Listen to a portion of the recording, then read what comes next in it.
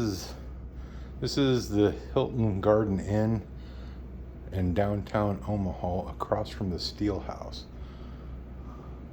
Way better than what the pictures show. Separate living space. It's the suite, king suite, with the Keurig action going, refrigerator. Separate sleeping area, walk-in shower. This kind of looks like a typical hotel room, but still looks okay. Master suite, TV, plenty of room to walk around the bed, another half couch, its own air conditioner, nice sized chair, even for big people. What the? And it's right down the street.